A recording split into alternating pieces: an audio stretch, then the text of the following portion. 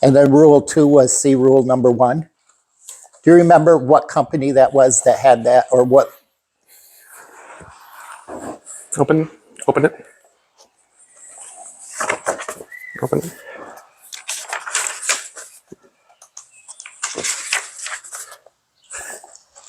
Is this it? I don't know if that's it, but that's this. I mean, I heard this maybe 20 years ago. Mm-hmm. So I'm sure that's crazy. Mm-hmm. Yeah. Yeah, there it was. Here's our rules. And rule 1 was there are no rules, and rule 2 was see rule number 1. Mm-hmm. So I had Chat GPT put together a Bible study for me on Jesus as a servant leader. So I'm pounding through that right now. And it's Speaking of servant leader, what did you think of the copy on the website? I haven't looked at it because I sent you a thumbs up that I'll look at it. I got it as I was driving to this event. Yeah. And then I left the event and came here. Okay. Well, I went to Taco Bell first. No worries. What do you want to talk about today? So I was surprised that you used the HC instead of the Creative Warrior. Just that was all I saw in the text. Damn phone.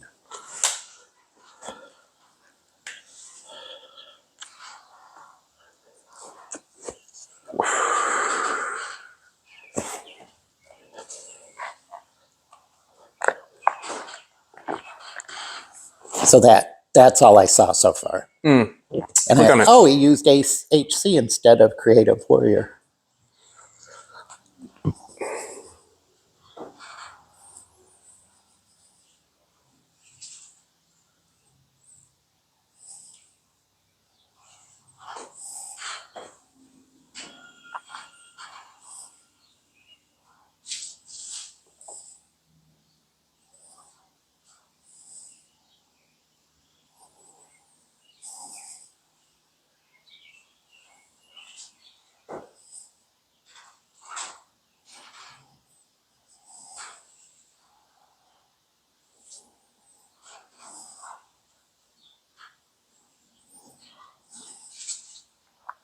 Did you use AI? No. For what? The copy? Yeah. No, well, for the layout and that. No, that's all Kajabi. I can just go on there and build a website into Kajabi. And given my marketing certification, I know how to structure in terms of which, how it flows. It's called a wireframe. Remember we had a conversation a while back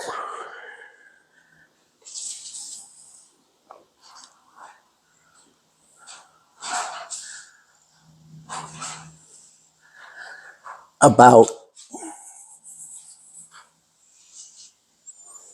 I can't remember exactly but we were talking about Christian men and what it means to be a man and a strong man, and it doesn't necessarily look like what the world thinks a strong man looks like necessarily. Mm-hmm. Remember that? Mm-hmm. And we talked about that this seems to be a little bit of a flow from that. I mean, I really like this. Okay. What I've read so far, I really like.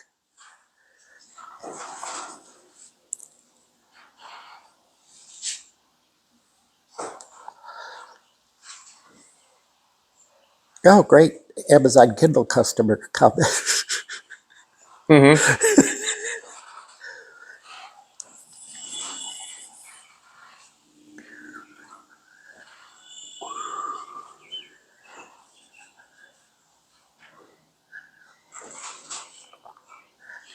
The copy for the starter kit and the link to it, the call to action button, that doesn't lead anywhere yet, but I wanted to have something there.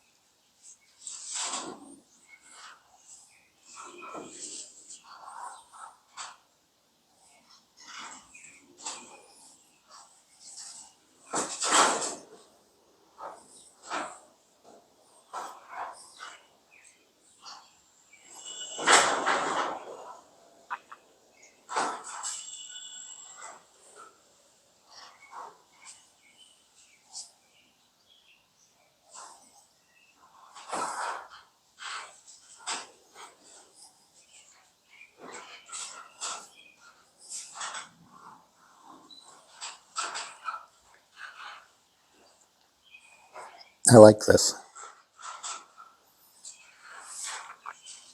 I just had to make myself the prospect, and then I was able to. The messaging was much easier. No, I like this a lot.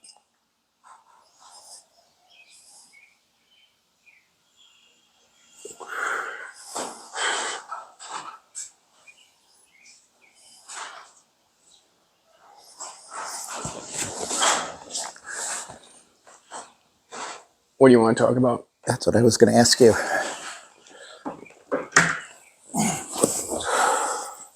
Have you thought of anything? Not really. I can always. No more Reddit things? No, and Okay. I mean, if you want to talk about Reddit, we could, because after that initial one, then it was just. Dad? That's one way of putting it in terms of people just resigning to their lives not amounting to much because they're restaurant managers. And who are you to come in here and think that you might actually be able to, with this district manager mentality that you have? Oh, was there a lot of negative? A lot of vitriol. Oh, yeah, that's too bad. Mm-hmm.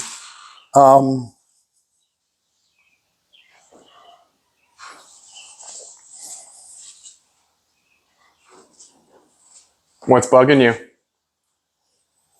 What's bugging me? Yeah, well, that's always a good prompt to as far as what to talk about. What's bugging you?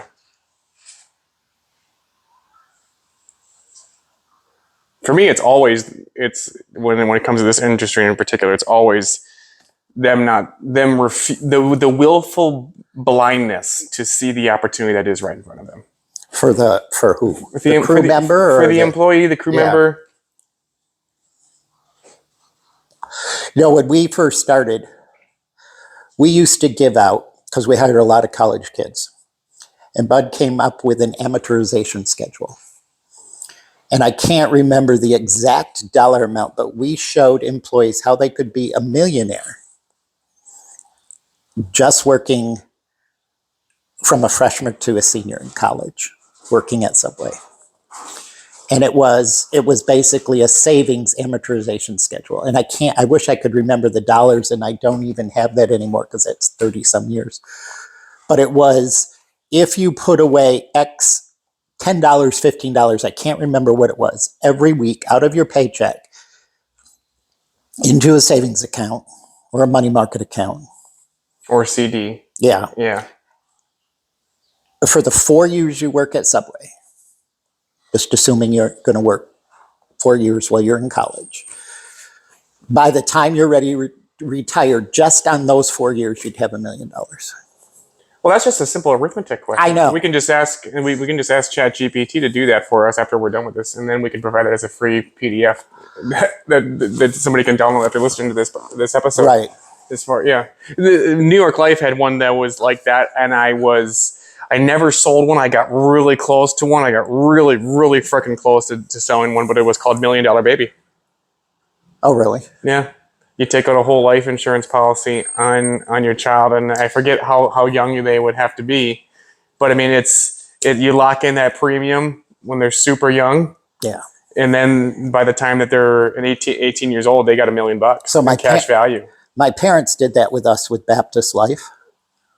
They took out a whole life. It was called a baby policy, but they had to tap into it or something because we never got it. But they had it when they needed it, right? Yeah. Yeah. So I was diagnosed with essential tremors, which isn't a big thing. But at the same time, I got that diagnosis last week. Mm-hmm. A cousin of mine was diagnosed with ALS. Last week? Mm-hmm. So do you know what essential tremors are? No. Essential? Essential tremors. As in you can't live without it. It's essential. No, that's just the medical terminology for it. So I don't have resting tremors. Resting tremors, just like this, that's more MS or ALS. Mm-hmm. So I have tremors when I am like this. Yep. When I'm using my muscles, then I have essential tremors. Mm-hmm.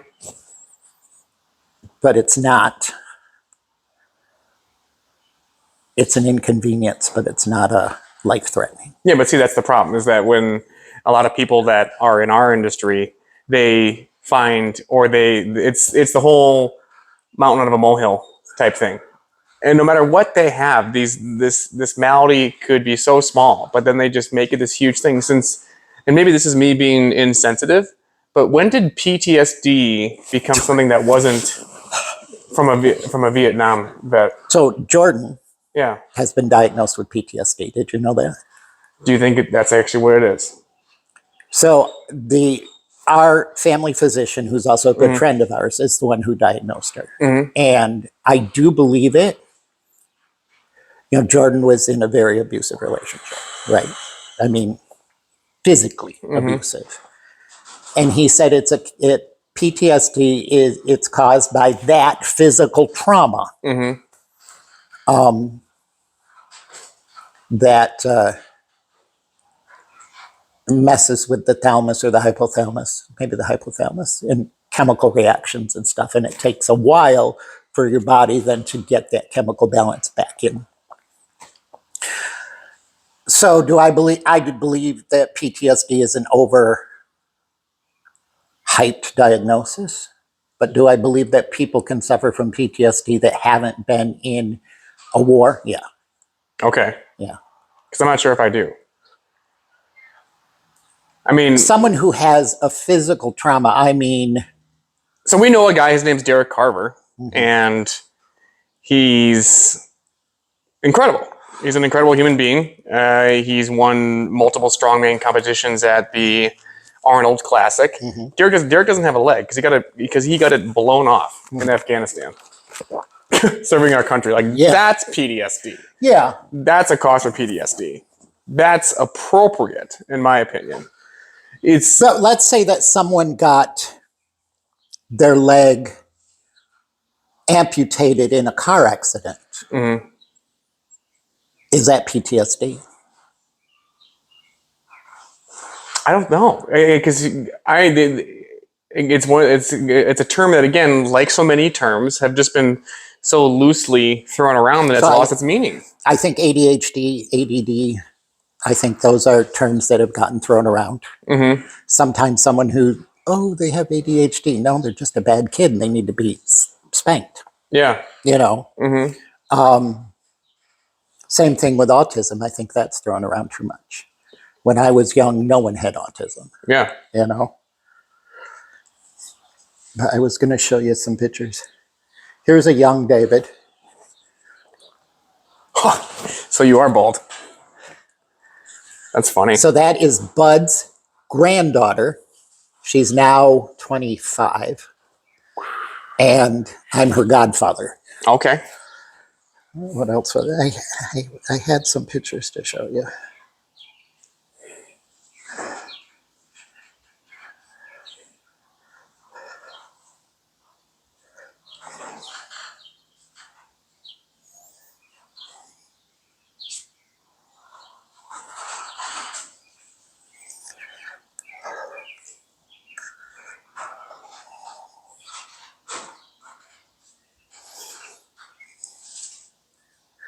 No, this isn't one I was going to show you, but I'll show you.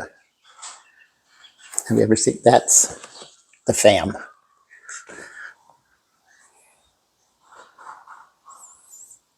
These are your sisters? Those are all my sisters.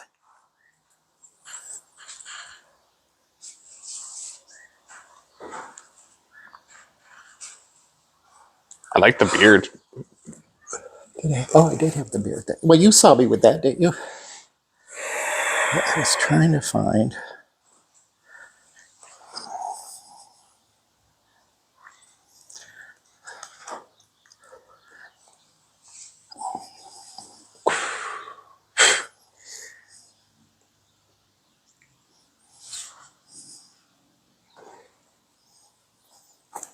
This isn't one, but that's Bud. How long ago was that? Because your beard's almost brown back then. Oh, shoot. That was at Paige's wedding 15 years ago. Okay. So that would have put you at, that's in your late 40s then, right? Yeah. Ha! But I did have a picture.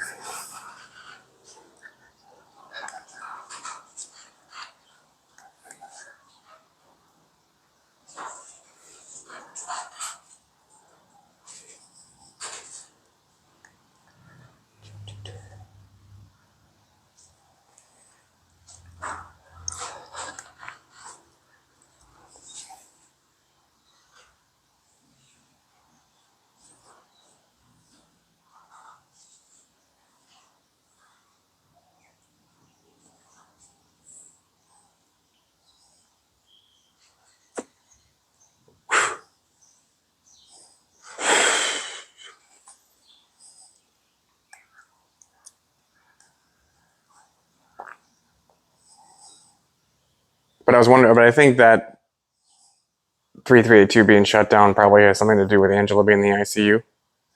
Being the what? In the ICU. Oh, she is? Yeah. What's wrong? I don't know. I was just talking to Elise. Who the fuck is that? My dad. Is it really? That's great. See, look at. Yeah, the tremor. Yeah, Alicia texted me yesterday, and it's just one of those things. It's like I just don't fucking care. She texted me not about Angela. She just texted me about her job. Yeah, she texted me about her job. She texted me about Celine, then she texted me. Celine. Yeah, she texted me about her, Celine, and Angela all in one text. And just all I said was, "That's too bad."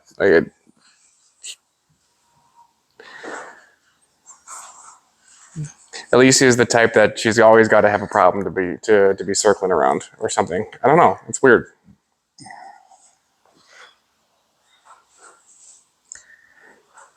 Oh, well. If I find it, I'll text it to you. I found a picture of me with hair talking to President Carter. Let's talk about. I mean, the victim mindset is always there. That's always going to be something we can talk about. There's again, just Do you have the lighter? yeah, it's over here. I don't know what is the mission of this podcast. Maybe that's something that we can talk about from there. Is it to redeem the industry, be more redemptive? I think to me, the mission of the podcast is less about KPIs Yeah.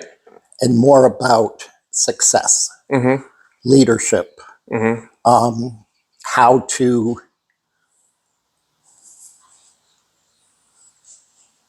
progress in the industry. No? So then how do you progress the industry? Yeah. Is that what we're talking about today? Yeah, and you are the person. You're the person to talk about that. Oh, I don't know about that. Because I had a lot of help. But I mean, we can talk about it. You can see that I don't have the laptop in front of me. Even that felt too production, like almost just like Rogan. Just like turn around, let's just start fucking going. So I read a thing, and maybe this is how you can. Don't choose a job based on salary. Choose a job based on the leader and the mentor. So I've got two jobs that I'm offered. One is $5,000 more than the other job, a yearly salary. And I went with the one that was 5,000 less because of the leadership, the culture, and the mentor. You're saying this is an example, or that you've actually been? No, this is an example. Yeah. I mean, I don't know how you can. I just got done reading that. Someone posted it. It's not my experience. It's someone else's experience. But in a way, it is my experience. When I decided to come on board with Subway, I left a job making a lot more than I made my first few years at Subway. And the reason, I mean, I could have said no and just stayed in the hotel industry. I actually had a job offer in Singapore, which was a lot of money back then, But I had an opportunity to develop myself as a leader.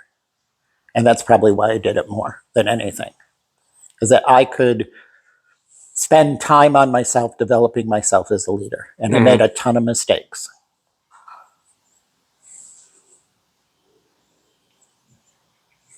But I think where people are so myopic when it comes to this industry is that,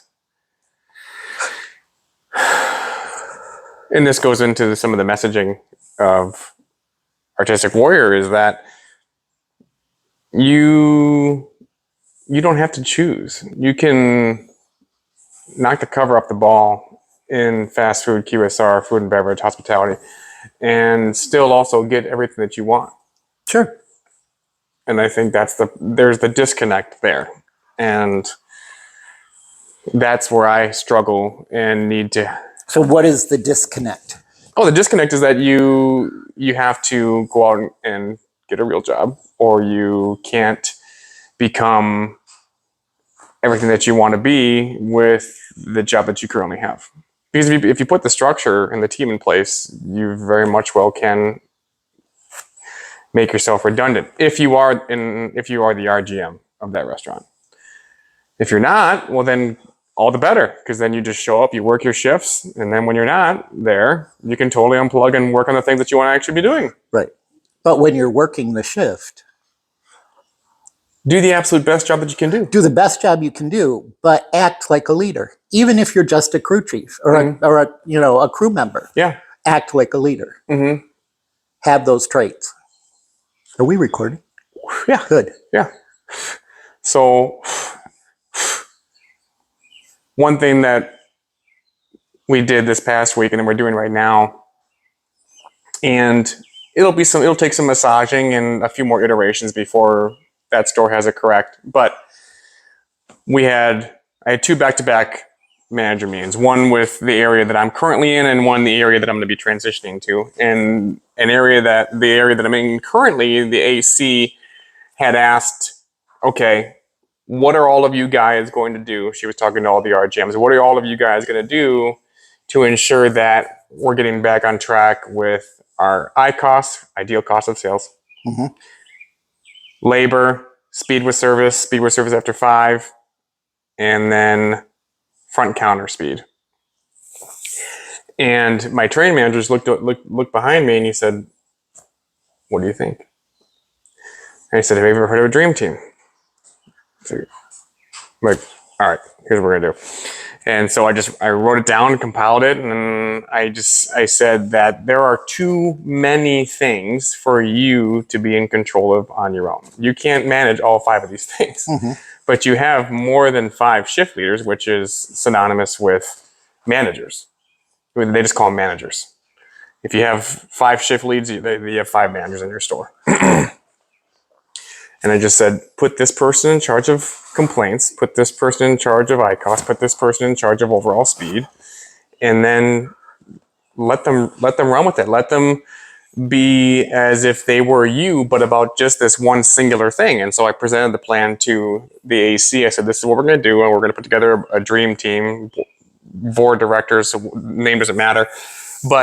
And I said, Don, what I'm going to do is I'm going to go home. And I showed him some of the videos that I would make for us in front of my blackboard when we were with Subway for some of my new initiatives. And he's like, you would do that? I'm like, yeah, I love doing this. And so went home, shot that video, posted it into the group chat, and all but one, that's why I'm saying it's going to take some iterations. It's not like I just put this plan together and it's just working wildly successfully. No, everybody except for one person they're showing up every day and saying, hey, this is where we were on complaints yesterday. This is what our speed with service was after 5. And it's like, yeah, like this is how you build an organization sort of thing. But to your point, you act like an owner. You get people who aren't owners to start acting like it. So act like leaders. Yeah. I think the best leader, so leadership should be bottom up, not top down. You're developing leaders. You are the leader of customer complaints. You are the leader of this. Businesses that are successful, they develop leaders from the bottom up. I look at, like, I think I did a LinkedIn post about the CEO, former CEO of Popeye's Louisiana Kitchen, Cheryl, can't remember her last name now. I mean, that was her philosophy. And based on that philosophy, Popeye's Louisiana Kitchen, their success was phenomenal. I mean, stock price 400%. Revenues, franchise revenues, growth exponentially. She had that philosophy of developing leaders at the crew level. Right. And that's in Success Leaves Clues. And the person I heard that first from was Mr. Pena. And one thing that he always did with some of the roll-ups that he did in multiple industries, whether it was telecom, healthcare, oil and gas, was that he gave the employees at the factory, store, site level equity. It's like, you are part owner of the company. Yeah. So there's something to it. There's something to it. But then the part that makes it difficult is that now I'm wondering, okay, the one person who isn't showing up for this particular KPI, well, did I make a wrong decision then? So that's the difficult part. Recognize that you made a wrong decision and change it. Yeah. And so, but then it's also, you have to, what I don't see in leaders today is not, sometimes we don't admit that, first of all, some of us don't know that it's okay to change your mind. That's the first part. And then the second part is, okay, now that you've changed your mind, are you going to change? Change your mind. It's like, okay, so yeah, for this individual that I put in charge of this particular segment in the plan that I presented to our AC last week, they haven't showed up yet, but the other two are.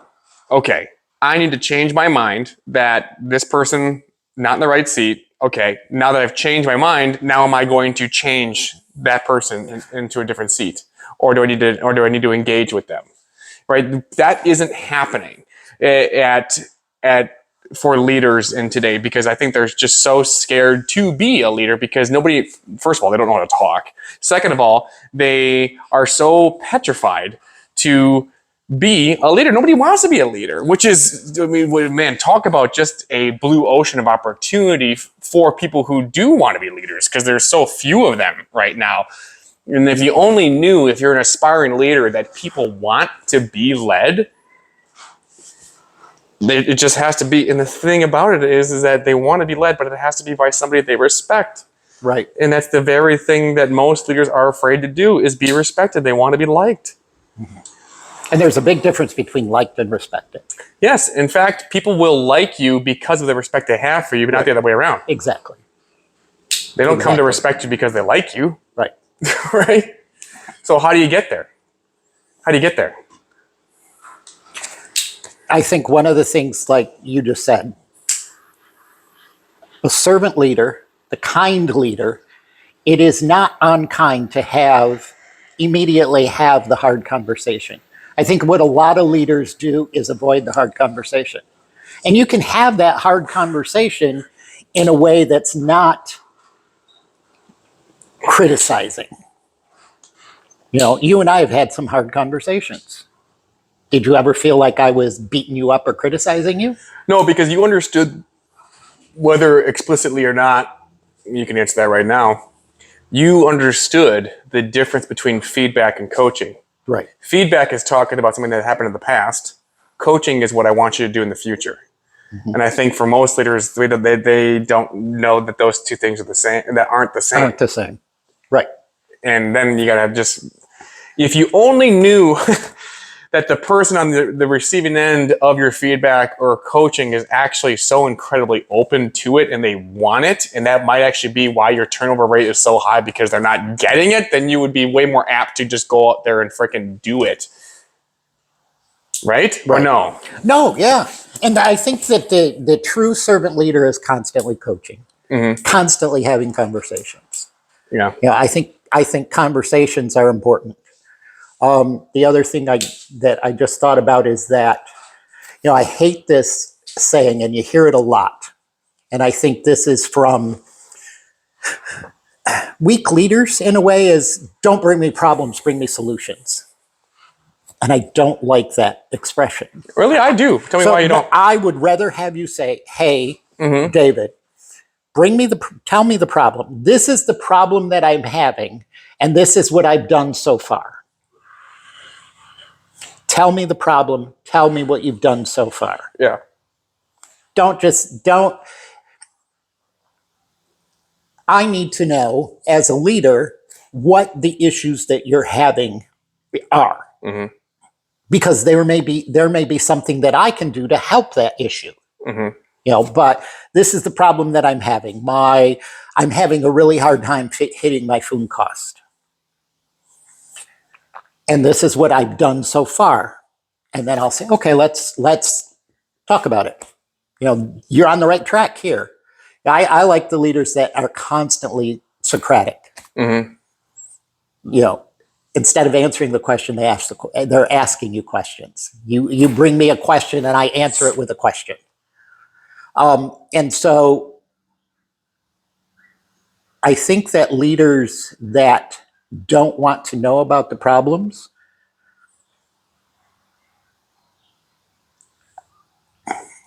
they're not good leaders. I want to know if you're having a problem.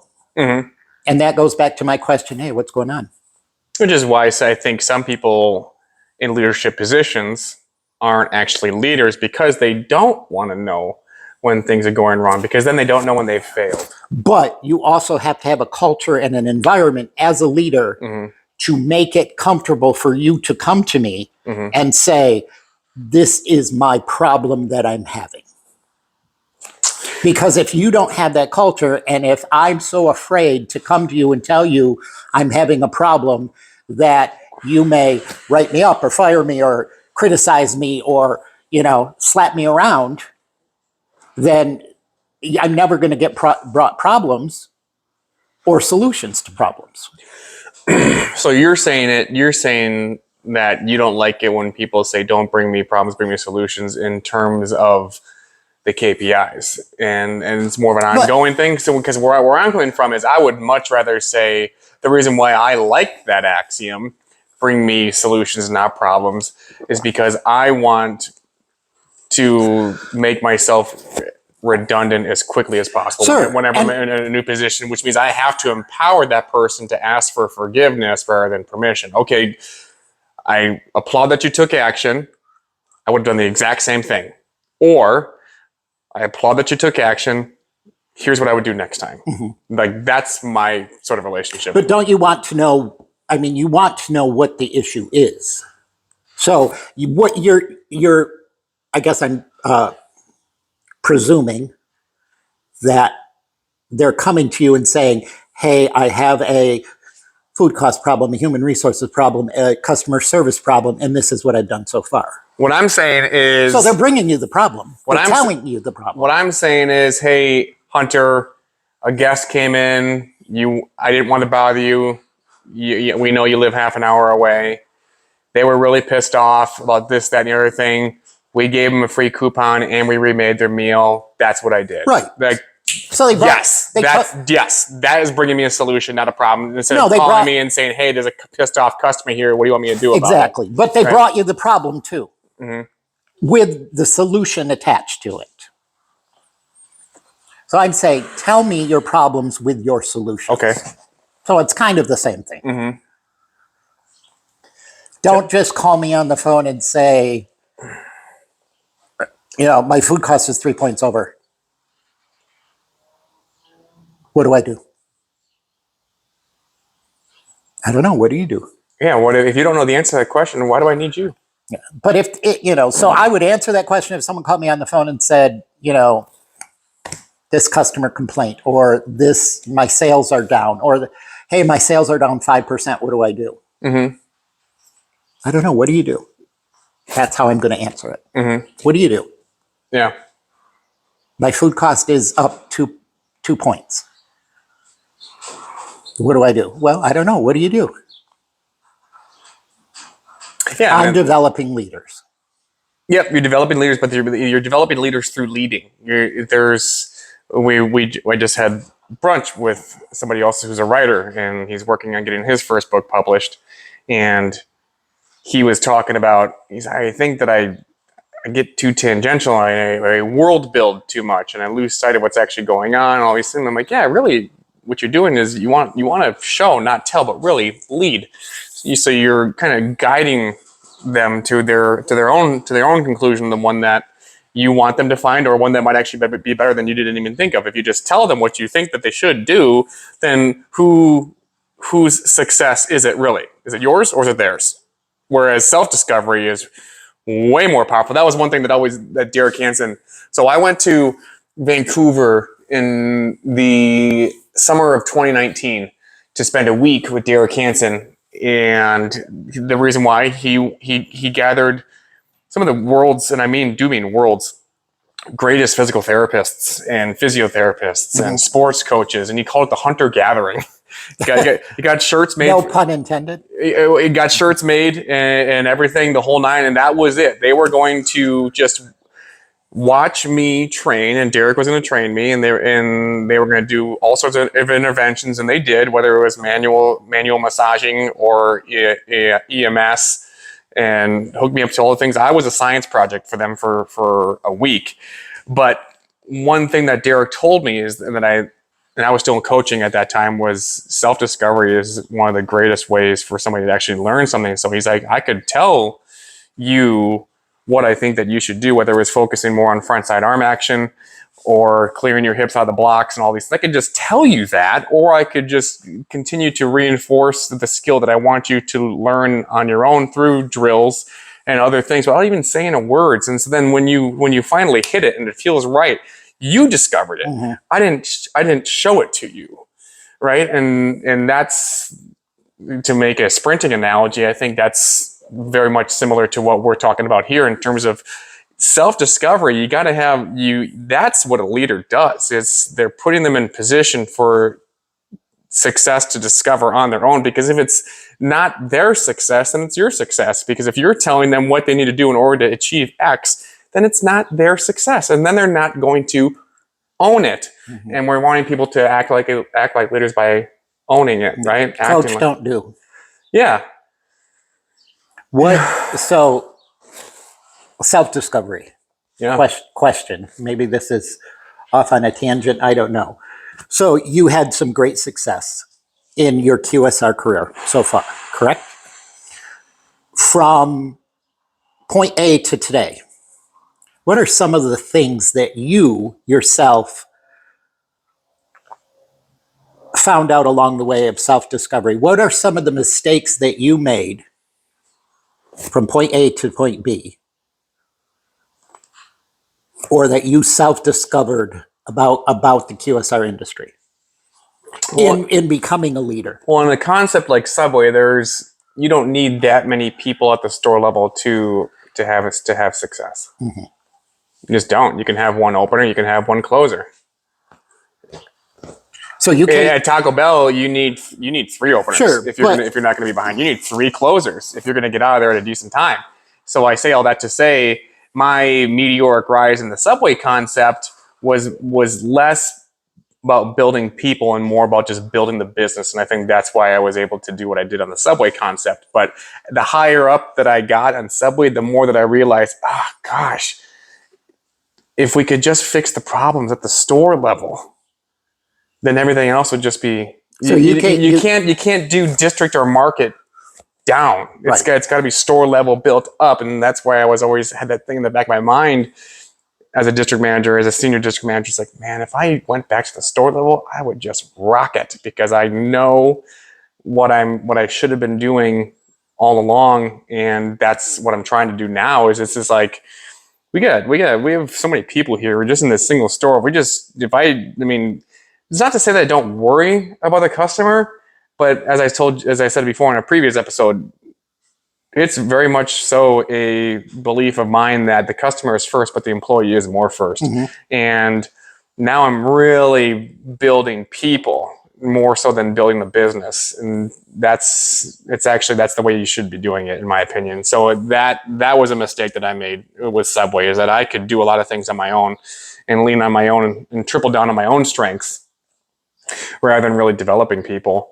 I did a little bit of that, but I'm really focusing on that piece of it more than anything else. And it goes back to the example that we talked about before last week during that area meeting. I was like, well, yeah, my training manager, he's accountable for these 6 areas of performance. So he's only one dude. You've got the division of labor. You got to divide this stuff up. You got to divide, delegate, and dominate. That's the only way that's going to work.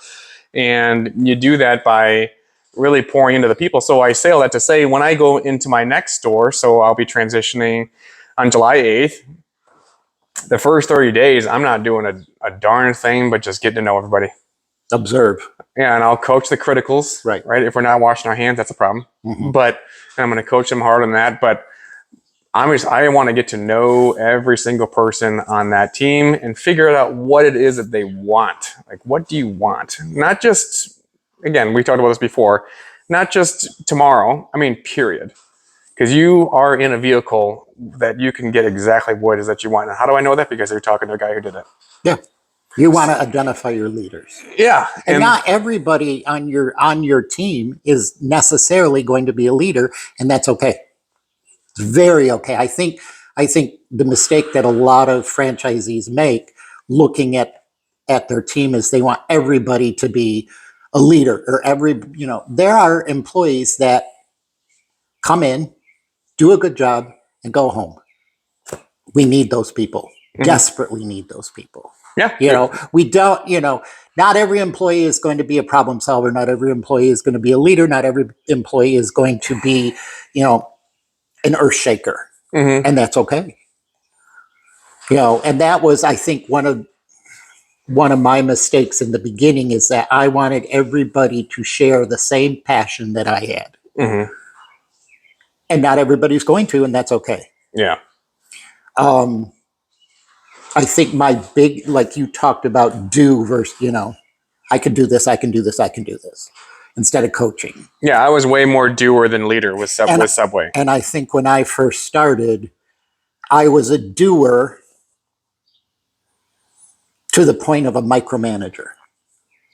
And it takes a lot of self-introspection, self-discovery. Mm-hmm.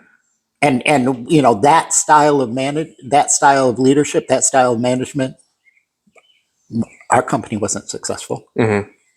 Until I learned it's okay to let go and let Hunter do this.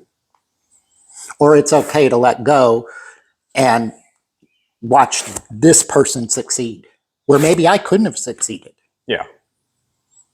And I think that's the hardest part for new business owners to realize, because we have so much money invested. We have so much emotional blood, sweat, and tears invested into this. Mm-hmm. That this is our vehicle, this is our business, and we want this to be successful because we want to make money. And so then we get afraid to delegate, or we get afraid to let go, and we've got to move out of that. I always say we've got to move from the entrepreneur attitude to the executive attitude, mindset. And I think that switch in your mindset is really hard for a lot of franchisees to realize. I've never been a franchisee, so I can't speak to that piece of it. But it's for any leader. For mm-hmm. any leader, it's like I'm being judged on A, B, C, D, and E in my job by the person that I report to, or mm-hmm. that's what I'm being judged on. Yeah. So then I, instead of finding the person to do A, to delegate A to, I do A. Mm-hmm. Because they're not, and then I do B, and then I do C, and then I do D, and then I do E, and then I'm there for 3 months and I leave because I am burned out. Yeah. You've got to switch your mindset from a doer to a leader. And I think that's hard for everybody, especially people that get promoted. I was a crew chief. I did all this. Now I'm a trainer, or now I'm a assistant general manager. Mm-hmm. And it's hard to switch from crew chief to assistant general manager in your mind, because I'm a crew chief. I can do all this. I'll do it all. No, you don't do it all. You shouldn't do it. Especially when you develop higher and higher and higher. Subway, for example, I made a great sandwich. I could make a great sandwich, but there better be employees underneath me that make far better sandwiches than I do. There better be employees that are far faster than I am. My role is not to make sandwiches. And I think that gets to be the trap of a lot of leaders. Yeah, I don't think I know. And I can say this because I've said this to him, and as my training manager is teaching me Taco Bell, but what I'm teaching him is leadership. Right. And one thing that we had a conversation about the other day is, because I had a very stern conversation with two different employees that morning before he came in, and and we really moved the needle after that conversation, after that meeting. And I was getting criticized, not in a bad way. I don't mean that in a negative way. This is what happened. He was a little off-put that the store that I'm going to be transitioning to is actually going to be the store that I'm taking over. Okay. And one thing that he shared with me is that I don't think it's a good idea for your transition store to be the store that you're eventually going to take over. And I said, why? And he said, because they're going to see all of your weaknesses. They're going to see that you don't know how to do everything yet. And the example that he used was chili. Like, you don't know how to make chili yet. And I just told him, I said, that's the product, though. That's just the product. The product is going to sell itself. Taco Bell's got a great brand. Mm-hmm. That's the product. People and processes, right? And I told him, I said, what happened this morning? Way more important than what I'm doing right now. Because he and I were on the line making food at that time, mm-hmm. talking as we're mm-hmm. making cheesy bean and rice burritos or whatever it was that we were doing. But I think that's one thing that we have to then kind of zoom out and take a step back as leaders and just realize that it's sharpening up your processes, right? Things like at your late night, especially for somebody who prides himself on fourth meal, are you upselling all the drunks that come through at 2 a.m. for a 12-pack of Cinnabons? If not, why not? Mm-hmm. Right? So like, there's processes, but then there's the people piece. It's like, build them. And then to use your word, you'll be redundant. Right. And then if you're redundant, well, that means you get to move up. Right. That means you get to make more money. That means that's something I always have told you, mm-hmm. told everybody that's worked for me as managers or as district managers, senior district managers, whatever, is that, can your store run without you? Mm-hmm. Can your area run without you and be mm-hmm. successful? Yeah. Because if they can't, then you're not successful. Mm-hmm. If your store cannot run without you being there, there's a problem. Yeah. If your region cannot run without you being there, there's a problem. Mm-hmm. And the filter that you always said to me was, is it a crisis? Can the store run without me? Can it be solved tomorrow? Mm-hmm. I mean, if you take nothing away from this episode other than those three things for a filter, it's like those three filter, that filter, the freedom filter, I might just call it that, in terms of you getting out of the four walls 50 to 60 to 70 hours a week, because that's really all it is at that point, is a leadership problem, in my opinion. If you're working more than 40 to 50 hours a week, then you have a leadership problem. Right. You have a leadership problem. Yep. Exactly. And if you are in a culture that is demanding that, mm-hmm. then there's a culture problem. Yes. If you're working in an organization that equates success with busyness, Mm-hmm. It's a culture problem. Right. You know, if you're in an, I never told my managers, district managers, multi-unit managers how many hours they had to work. Never put a guideline on how many hours they had to work. When you gave me my second store, and I asked you how long it would take, you said, or how many hours you expect me to put in, or whatever. You said as many as it takes for you to do the job. Yep. That's it. I'd say you need to work as many hours as you need to work to be successful. Yeah. And if that's 40, great. Mm-hmm. But we are going to have a conversation if you're only working 25, but we're also going to have a conversation if you're working 60.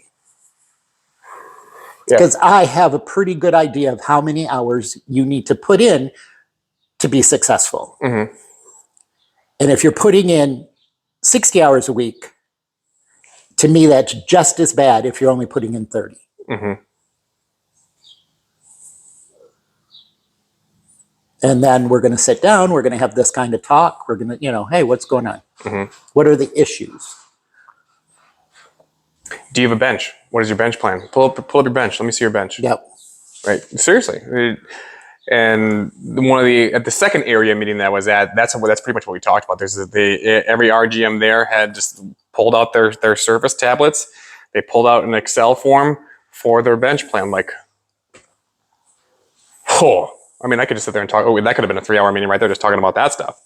But there's a plan for every person on their store. Okay, this person's a team member.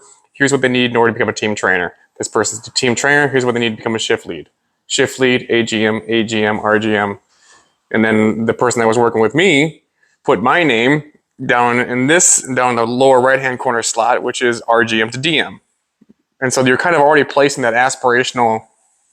When you have that, it's like you're already showing, you're foreshadowing somebody's future. Mm-hmm. And I think that's what hope is. Right. And you're giving somebody hope. And I think that's maybe one of the intangibles that a leader does, is they instill hope. One of the things that I had to learn to switch from micromanager to a leader Mm-hmm. is that to have the conversation with a new hire, a new manager, a new district manager, whatever, and say, these are the guardrails, i.e. health department, the franchisees principles that we have to follow, the legal stuff. Mm-hmm. These are your guardrails. Mm-hmm. As long as you stay inside of those, I don't care how you run your store. Yeah, and that was one of the things that you said to me when it might have been our first or second meeting. So this would have been mid-November 2023. And you said, Hunter, what you and I are going to be talking about are not going to be how to make an ultimate BMT. Mm-mm. We're going to talk mainly about policies and procedures. Mm-hmm. That's exactly what you said to me. Yeah. Yeah. Oh, yeah. Right? Yeah. No, I'm not going to tell you how to run your store. And I learned that some of the best ideas came out of that I would never come up with. Ideas came from managers like you. Mm-hmm. Say, hey, Hunter's operation, Hunter's stores that he's overseeing have phenomenal customer service comments. You know, their complaints are really low. Their compliments are really high. What are you doing? Mm-hmm. You know, what are you doing to get this? Mm-hmm. You know, I never told you have to do A, B, C, D, E. Nope. I said, follow the formulas, hit these food costs, labor cost numbers. This is food safety, and some of the best ideas came out of, these are your guardrails. Whatever you do inside those guardrails, I'm not going to tell you. Yeah. And we had great successes out of that. I had, those two stores, you told me that, I don't know if we surpassed them, and I don't know if we met them, but I think 3382 and 3981, we got pretty close to, if not exceeded, pre-COVID numbers. We were pre-COVID numbers. Yeah. Yeah. Yeah. definitely pre-COVID numbers. And so Hunter or a district manager comes to me and says, I said, wow, this store's sales have jumped 5% over last week. And it looks like you're on track this week for it to stay that same way. What are you doing? Mm-hmm. What are you doing? He said, well, I had these little business cards made up. Mm-hmm. And I went around to different factories and businesses in the area and handed them out and said, show me this card to get 10% off. Right. That volume, sure, his margin increased, but his volume increased far more. Mm-hmm. And like we said before, I can't put food cost percentage in the bank, but I can definitely put that profit from that increased volume in the bank. Yeah, I mean, so instead of me micromanaging his food cost or micromanaging his coupon percentage discounts, I was looking at this guy increased his sales 5% week over week. Mm-hmm. That was more profitable than, his food cost went up 1%. Mm-hmm. Or his coupon redemption rate is 2% higher than it should be. Yeah, but look at his volume. So let's take that idea and put it, across all our stores. So then because I got a baseball game I got to get to. Yeah. So then to wrap it up, I guess, how would you, if you distill it to 1 or 2, maybe 3 points as far as how do you develop leaders at the store level, what would you say? I think self-discovery is a piece of it. Identify first. And we talked about that a couple of, what my criteria were for identifying a servant leader. So you got to identify first, and then you just pour into them. And pouring into them doesn't necessarily mean, okay, I want you to show me how to make this sandwich. That's not pouring into them. Pouring into That's them. product. That's product. Yeah. It's not process. It's not leadership. Mm-hmm. It's like once a week, I am going to take 5 minutes, 10 minutes out of my day and talk to you, either in person or on the phone. We're just going to talk. Mm-hmm. And I may bring you a lot of questions. I may bring you a question that I'm struggling with. Hey, if you were me, how would you handle this? That's good. That's a good one. If you were me. And so what you're doing there is talk about empowering them without even saying it. So here's their boss coming to them saying, if you were me, what would you do? Yep. Exactly. And if you were me. So then you're already kind of playing that seat like, wait a minute. You can be me. Yeah. Mm-hmm. If you were me.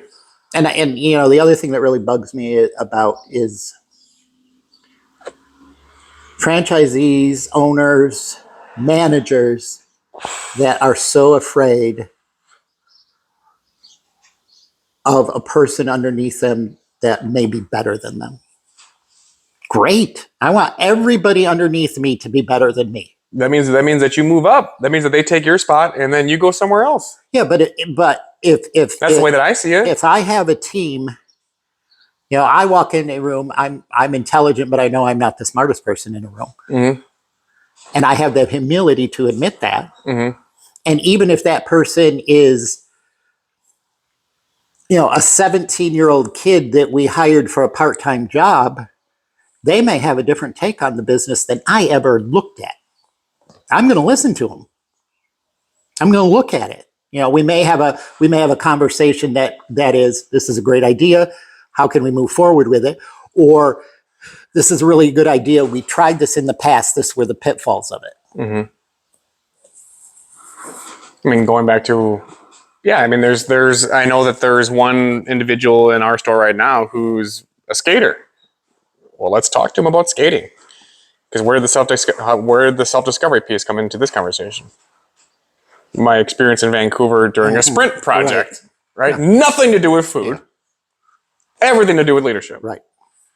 Right? So who's to say that, I don't even know what some of the tricks are called, but like an ollie or a kickflip. Like there are things in this person's area of competence that we can definitely tap into, or a saying, a phrase, an analogy, How did you get specific lingo. right? How did you get so good at doing these ollies? Yep. Every night I did ollies for an hour every night till I got that muscle memory. That's great. I love that. How can we get really successful then based upon your experience as a skateboarder and practicing every night these ollies?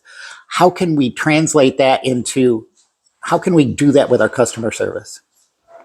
Yeah. And then some of the other things, again, coming to self-discovery, is somebody might have said something like what you just said. I think a lot of the times it is that, where, hey, it's typically the mastery rule, right? I did this for 10,000 hours, and because of that, I learned this, that, and the other thing. Okay, great. How can we do that? But I think that what's even more powerful is that when the smarter, not harder approach. I did this thing, and I was working on these ollies for weeks and weeks and weeks and weeks and weeks and weeks and weeks, and all of a sudden it was just this one little micro adjustment here that made all the difference. Okay, now if you were me, Jim, what micro adjustment do you think we could make in our business to have that same effect? Classic 80-20. Oh yeah. Right? Yep. So it's, again, but you don't get to those revelations without having a conversation with your people, and then typically it has nothing to do with work. And that's the point that I'm trying to make with some of the people that are in this industry, is that they get so hung up on the work that they miss the opportunity that's right in front of them, where it's you're doing all of these things outside of work. Well, let's pull from that, and then you bring them into work, and then all of a sudden work and play are kind of one and the same, and that's when you win. Yeah. And it's your job as a leader then to identify that. So with that, I think we'll call it good there. Cheers. Like, follow, subscribe, all this stuff. Yeah. I liked that one. Yeah, I did too. Yeah.